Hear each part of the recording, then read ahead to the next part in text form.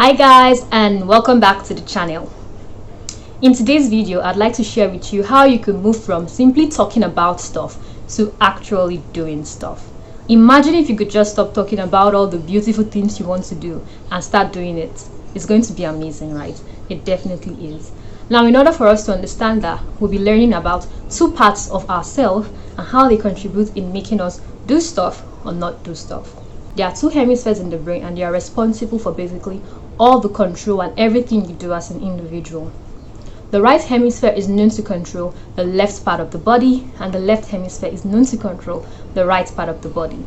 Now, the right hemisphere is also recognized for its spatial control and recognition, and the left hemisphere focuses mainly on speech and logical reasoning. In that sense, you could say that most of the movements you do and spatial control generally is handled by the right hemisphere, and speech and speech recognition, logical reasoning, is handled by the left hemisphere. That's led to the development of the narrating self and the experiencing self. The narrating self being the self that just wants to speak all the beautiful, amazing things that sound logical, and the experiencing self, which is the self that basically wants to relax, stay laid back, and enjoy the convenience of everything. Now, we're going to go on to understand how the narrating self and the experiencing self both work hand in hand to help us either smash our goals or stop us from achieving our goals. Let's get into it.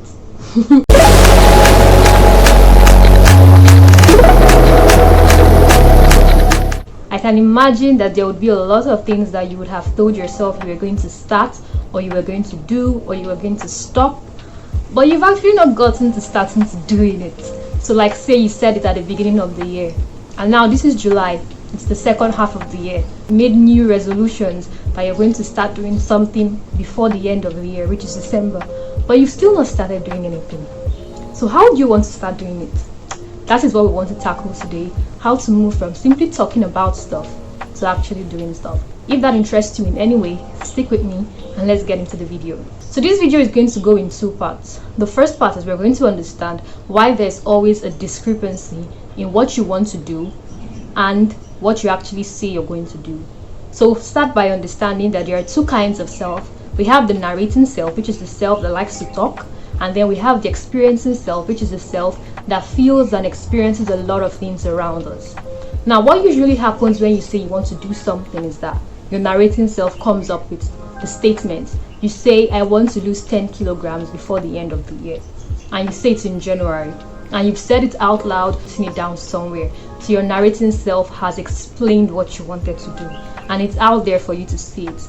But your experiencing self is that part of you that just wants to experience the convenience and the comfortable things in life. So your experiencing self is what makes you come back from work, come back from a long day, finish from whatever it is you're doing, and you just want to chill, watch Netflix, eat popcorn, eat Maryland cookies, and just relax. That is what your experiencing self would make you to do, while your narrating self is telling you that you should go on to lose weight. So how do we actually listen to our narrating self? Now, the key is not to listen to your narrating self. The key is not to write that goal and follow through with the goal, because it's easier said than done. If it were that easy, you wouldn't be watching this video and you wouldn't be wondering why you haven't started all the things you said you were going to start. Now, what you need to do is to connect the two together. So we now move to the second part. We want to understand how we can actually start doing the things that we need to be doing. The first step is to connect the dots. Connect the dots, meaning connect the experiences that you want to feel with the thing that you actually say you want to do. So giving the example of wanting to lose weight, you want to lose this amount of weight by the end of the year. I'll share a little bit of my weight loss story. Now, back in 2018, I believe, I wanted to lose a lot of weight. I wanted to lose a lot of in that semester when I was in uni. So when I came back to school, I told my friend, and we're both accountable to each other, and we did a lot of different things just so we could lose weight. Now, what actually made us go through, or made me go through it, was not because I was listening to my narrating self that said that she wanted to lose weight. My experiencing self, which likes to feel things, would also want to feel that good and positive feeling that comes from looking at the mirror and just appreciating the way your figure looks and not feeling bad about yourself. So that was the problem. I wanted to lose weight because I wanted to appreciate my body more, appreciate myself more, and I wanted to believe that it was something that I could do. My experiencing self was so lazy and would probably not want to miss any meal, would probably want to eat everything she wants to eat. But in order for me to get my experiencing self to follow my narrating self on this journey, I had to convince my experiencing self that she would also want that. In other words, I had to look at pictures or things that showed me that future I wanted to see. The future being me weighing lesser. I found clothes that would fit me better if I lost some weight. So putting these clothes in my wardrobe and opening my wardrobe and seeing these clothes kept reminding me that this is what I wanted to wear, and my experiencing self was going to feel good in that outfit. So now I had convinced my experiencing self to also want it. So that's basically what you need to do.